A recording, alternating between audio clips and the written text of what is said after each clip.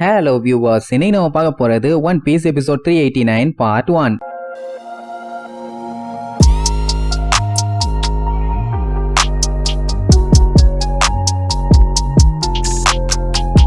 Open பண்ணா போன எபிசோட்ல நம்ம கூட ஏதோ பெரிய வில்லன் நம்ம ஆளுக கூட சண்டை போட்டு வேற லெவல்ல மண்டே உடச்சிட்டு வந்திருப்பானுங்க. அதனாலதான் வெறிகுண்டு வந்திருக்கான்னு பார்த்தா சஜ்ஜியோட போட்டோவால பயங்கரமா பாதிப்படைஞ்சிருக்கான் அந்த பையன். ஏன்னா அந்த வாண்டட் போஸ்டர்ல இருக்க மூஞ்சும் அவன் மூஞ்சும் ஒரே மாதிரி இருக்குது. இதுக்கு சஞ்சி என்ன பண்ண முடியும்? நம்ம ஸ்டார் ஹெட் க்ரூ தான் என்ன பண்ண முடியும்? ரிவெஞ்ச் எடுக்கணும்னா இந்த போட்டோவை போட்டவங்க கிட்ட சண்டைக்கு போகணும். அதை விட்டுட்டு சஞ்சி கிட்ட சண்டைக்கு வந்தவன அவனுக்கு காண்டாயிருச்சு. அவன் கதறி கதறி அழுவான். அப்படி அழுது மட்டும் இல்லாம இது எல்லாத்துக்குமே நீ தான் காரணம், இதெல்லாம் உன்னோட தப்பு தான் அப்படி இப்படிம்பான். உடனே சஞ்சி செம கண்டாயி நேர தண்ணியில குச்சி கரைக்கு நீந்த ஆரம்பிச்சிருவான். அட என்னாச்சுன்னா இவ்வளவு நாளா நார்மலா போயிட்டு இருந்த இவன் வாழ்க்கை இந்த வாண்டட் போஸ்டர் வந்த உடனேயே திடீர்னு இவன் எப்பண்டா சாவாங்கிற மாதிரி மக்கள் பார்க்க ஆரம்பிச்சிட்டாங்க. பின்ன நார்மலா லைஃப் போயிட்டு இருக்கும் போது திடீர்னு இவன் எப்ப சாவான்னு சொல்லி அத்தனை பேருமே ரவுண்ட் கட்டினாங்கன்னா எவ்வளவு கஷ்டமா இருக்கும். அது மட்டும் இல்லாம நேவி ஆளுகெல்லாம் இவனை போட்டு விரட்டுன்னு விரட்டி தள்ளி இருக்கானுங்க. சொல்ல போனா ஒரு ஃபேமஸான பவுண்டி ஹண்டர் கையால செத்து இருப்பான். நான் ஏன்டா அப்படி சாகணும், நான் ஏன் அப்படி சாகணும்னு கதறி கதறி அழுவான். உடனே சஞ்சய் நேரா அவன்கிட்ட தான் போவான். அவன் இன்னும் புலம்புறதை விடவே இல்லை. ஏன் இந்த பஞ்சாயத்தெல்லாம் வந்துச்சு? அவன் ஒரு பைரட் ஆனதுனால தானே இவன் பேரும் கெட்டு போச்சு.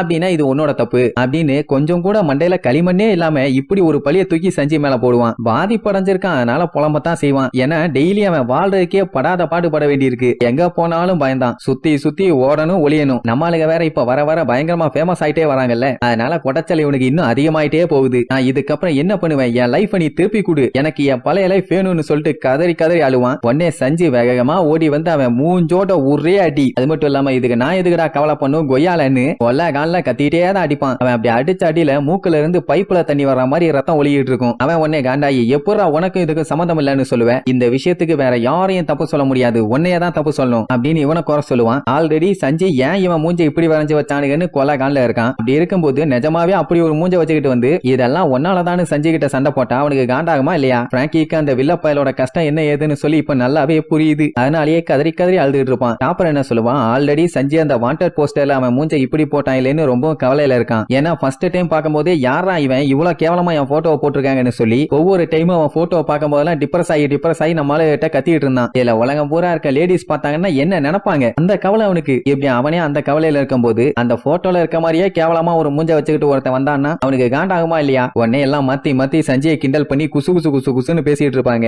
அப்படியே இவனு ரெண்டு பேர்த்தையும் ஒன்னா வச்சு செக் பண்ணி பார்த்தா ஒரு சின்ன சின்ன சிமிலாரிட்டிஸ் இருக்குது. அதுக்காண்டி ஒரே மாதிரி எல்லாம் இல்ல. ஆனா போட்டோல இருக்கிறது டிட்டோ அந்த டூவால் தான். பட் அந்த ஹச்சிங்கிறவ ரெண்டு பேரும் ஒரே மாதிரி இருக்கீங்க மன. சஞ்சய்க்கெல்லாம் கொலை காண்டாவும். குரூக்கெல்லாம் பார்த்துட்டு விழுந்து சிரிப்பான். இப்படி ஒரு காமெடியை என் வாழ்க்கையிலேயே நான் பார்த்தது இல்ல கேட்டது இல்ல மன. உடனே அவன் காண்டாயி மகனே வந்தேன்னு வை எலும்ப நாலாம் அடிச்சு பாக்கெட்ல போட்டு போய்கிட்டே இருப்பேன், பேசாம இருப்பான். டூஃபி இந்த பஞ்சாயத்துக்குள்ள நுழைய முடியாது, ஏன்னா அது அவன் பஞ்சாயத்து, அதனால நான் கிளம்பட்டுமான்னு கேட்பான். சஞ்சய்க்கு என்ன பண்றதுன்னே தெரியல. பின்ன இது என்ன அவன் தப்பா? சரி ஓகே, அப்படி இவன் மூஞ்ச மாதிரி அங்க வரைஞ்சிட்டாங்கன்னா அவனுக்கு அது பிரச்சனையா இருந்துச்சுன்னா முடிய வெட்டிக்கிட்டு பியர்ட வளர்த்திக்கிட்டு ஆளே டோட்டலா மாறிட வேண்டியதானே. இந்த மாதிரி மூஞ்சல ஏகப்பட்ட வேலைகள் பண்ணாலே போதும், அதுக்கப்புறம் எந்த பஞ்சாயத்தும் இல்ல, அதை பண்ண வேண்டியதானேப்பா. உடனே அவன் மண்டையை பிச்சுக்குவான். ஐயோ நான் அப்படி எதுவுமே யோசிக்கவே இல்லையேன்னு. ஆமா நீ ஒரு முட்டா பையன், அப்படித்தாண்டா இருப்பேன்னு சொல்லி சஞ்சய் வண்டையா திட்டுவான். உடனே அவன் நான் ஒன்னும் முட்டாள் இல்லைன்னு பயங்கரமா ஃபீல் பண்ணி அவனோட பிளாஷ்பேக்க சொல்லுவான். அதுவும் எப்படி அவன் வாழ்ந்தது ஒரு வசந்த காலமாமா. கதையை கேட்டுட்டு தயவு செஞ்சு போன்லயோ இல்ல கம்ப்யூட்டர்லயோ இல்ல டிவிலயோ காரிட்டு துப்பிடாதீங்க, சொல்றத சொல்லிட்டேன். ஒரு அழகான கண்ட்ரின்னு சொல்ல முடியாது, அசிங்கமான கண்ட்ரின்னு சொல்ல முடியாது, ஒரு கண்ட்ரின்னு சொல்லலாம். அங்க இவனுக்கு ஒரு மாஃபியா கும்பல். அதுவும் எப்படின்னா இவனுக்கு தெருவுல வந்தாலே போதும் வெறிநாய் வந்துருச்சுன்னு நினைச்சு எல்லாருமே பயந்து நடுங்க ஆரம்பிச்சிருவாங்க. அப்படி அவன் கண்ணுல அந்த பீதியை பார்க்கும்போது அவனுக்குள்ள ஒரு சந்தோஷம். அப்படி தெருவுல மாசா நடந்து வந்துட்டு இருக்கும் போது ஒரு குட்டி பொண்ணு தெரியாம ஐஸ்கிரீமை கொண்டு வந்து அவன் கால்ல அப்பிட்டான். உடனே அவன் அடியாளுங்க எல்லாம் கத்துவானுங்க. நம்ம என்ன நினைப்போம், சே இந்த மாதிரி டைம்ல என்னமா ஐஸ்கிரீம் கொட்டிருச்சா, இந்தா காசு, போய் புது ஐஸ்கிரீமா வாங்கி சாப்பிடுன்னு சொல்லவனதான் பாத்துருக்கோம். ஆனா இவன் அவன் டாடி யாருன்னு கேட்டு அவன் சட்டோட புடிச்சு தூக்கி கொய்யால என் காலை வசிங்க பண்ணிட்டா, அதுக்கு நீதாண்டா செட்டில் பண்ணும் என் பம்பர் மிட்டாய் மண்டையான்னு அவன் பர்சா ஆட்டைய போட்டு போவானுங்க. பாத்தீங்களா எப்படி ஒரு வசந்த காலம். சோ இப்படித்தான் இவங்க வாழ்க்கை ரொம்ப ஹாப்பியா ஊருக்குள்ள காவாலித்தனம், கேடித்தனம், மொல்ல மாதிரித்தனம், முடிச்ச வைக்கத்தனம்னு எல்லாத்தையுமே ரொம்ப சிறப்பா செம்மையா செஞ்சுட்டு தெரிஞ்சானுங்க. ஆனா அது ரொம்ப நாளைக்கு நீடிக்கல. திடீர்னு ஒரு நாள் மக்கள் எல்லாத்துக்குமே சஞ்சியோட வாண்டட் போஸ்டர் கிடைக்குது. ஆனா அதுல இருக்கிறது இவனோட போட்டோவாச்சு. அதை பார்த்துட்டு இவன் அவ்வளவு பெரிய அப்பட்டகரா, இவனுக்கு எதுக்கு 77 மில்லியன் பெரிஸ் அப்படின்னா கண்டிப்பா இவன் மோசமானவனா தான் இருக்கணும், நம்ம பேசாம நேவி ஆளுகிட்ட இன்ஃபார்ம் பண்ணலாம்னு சொல்லிட்டு இருக்கும் போதே உள்ள இருந்து வருவான். அப்படியே அடிச்சு புடிச்சு தெருச்சடிச்சு கண்ணு முன்னாடி முன்னாடி கூட நிக்காம ஓடுவானுங்க. அப்படி அவங்க எல்லாம் பயந்து வரத பார்த்துட்டு அவன் என்ன நினைச்சுக்கிட்டான், அடடே நம்மள பார்த்து எல்லாரும் இப்படி பயப்படுறாங்களா, அருமை அருமை, இனிமேட்டு நான் மேய்க்க மாட்டேன் எருமை எருமைன்னு சந்தோஷத்துல இருப்பானா. அப்பந்தான் கடமுடன்னு ஏகப்பட்ட ஷூஸோட சவுண்டு. வேற யாரும் இல்லையே மேரைன்னு ஆளுங்கோ. அப்படியே கூட்டம் கூட்டமா வந்து இவனை அலேக்கா ரவுண்டு கட்டிடுவாங்க. நீ இந்த மாதிரி தப்பிச்சு கண்ட்ரி சைடு வருவேன்னு நாங்க கொஞ்சம் கூட எதிர்பார்க்கவே இல்ல.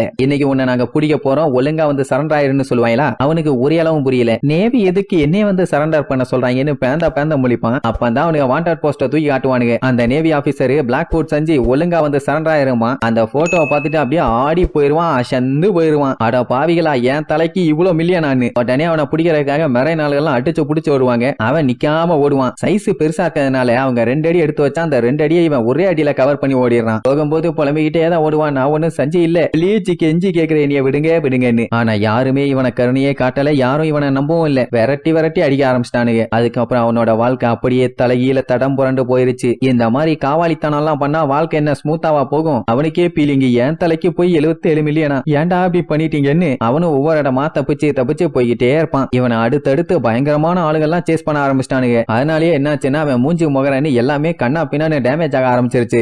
பையன் பிளாஸ்டர் போட்டுக்கிட்டே எவ்வளவு நாளைக்கு தான் சுத்துறது. அதனாலேயே ஒரு ஸ்டீல் ஹெல்மெட் வாங்கி மாட்டிட்டான். இதுதான் அவன் உருப்படாத ஒரு கதை. மறுபடியும் முதல்ல இருந்து ஆரம்பிப்பான். என் வாழ்க்கையே உன்னாலதான் நாசமா போச்சு, இது எல்லாத்துக்குமே நீதான்டா காரணம். உன்னை நான் நரகத்தோட எண்டு வரைக்கும் ஃபாலோ பண்ணி விரட்டி அடிப்பண்டா. அப்படி உன்னை நான் எதுவும் பண்ணக்கூடாதுன்னா என்னைய இங்கேயே கொன்று, இல்லன்னா உனக்கு தாண்டா ஆபத்துன்னு பயங்கரமா சீனை போடுவான். அடுத்த செகண்ட் அவன் கழுத்தோட பிடிச்சு அமுக்கி வாய மூடுறான். அப்ப நிஜமாவே என்னைய கொல்ல போறியான்னு கேப்பான். அங்க சஞ்சய்க்கு அவனை அட்டாக் பண்ண வந்ததெல்லாம் கவலை இல்ல. இந்த மாதிரி ஒரு சப்ப காரணத்தை வச்சுக்கிட்டு நீ நமியும் ரோபினியும் வந்து அட்டாக் பண்றியா, வீணா போன விளக்கன்னு வண்டையா திட்டுவான். அவன் ஏன் இந்த மாதிரி பண்ணானா, அந்த ஷிப்புனால தானே இவனுக்கு பைரட்டுங்கிற பேரே கிடைக்குது. அண்ட் அது மட்டும் இல்லாம அவனுக்குன்னு குரூவும் இருக்காங்கல்ல, அவங்களையுமே சேர்த்தி வெறுத்தானாமா. இப்படி சொல்லிட்டு நீங்க எல்லாம் இருக்கவே கூடாது, செத்து போங்கன்னு மறுபடியும் அந்த ஹர்போன் துப்பாக்கியை வச்சு கண்டமேனிக்கு அட்டாக் பண்ணுவான். நல்ல வேலை சஞ்சய் கொஞ்சம் மாசான ஆளுங்கிறதுனால அப்படிக்கான்னு கண்டமேனிக்கு பல்ட்டியை போட்டு எஸ்கேப் ஆயிருவான். ஒன்னு பட்டாலும் போதும் உசுரே போயிரும். ஆனா அவனுக்கு அப்படி ஏதாச்சும் ஆச்சுன்னா நம்ம குரூ இவனை விடுவானுங்களா?